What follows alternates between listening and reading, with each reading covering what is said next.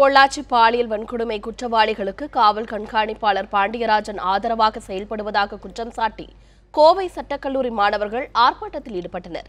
பொள்ளாச்சியில் இளம் பெண்களை ஆபாச படம் எடுத்து மிரட்டி பாலியல் வன்கொடுமை செய்த சம்பவம் பெரும் அதிர்வலைகளை ஏற்படுத்தியுள்ளது. இந்நிலையில் குற்றவாளிகள் மீது கடும் நடவடிக்கை எடுக்க கோரி கோவை சட்டக்கல்லூரி மாணவர்கள் வகுப்பு புறக்கணிப்பு போராட்டத்தில் ஈடுபட்டனர். குற்றவாளிகளிடம் முறையாக விசாரிக்காமல் அவர்கள் தப்பிக்கும் வகையில் காவல் கண்காணிப்பாளர் பாண்டியராஜன் செயல்படுவதாக குற்றம் சாட்டிய மாணவர்கள் பாண்டியராஜனை இடமாற்றம் செய்ய வேண்டும் எனவும் வலியுறுத்தினர்.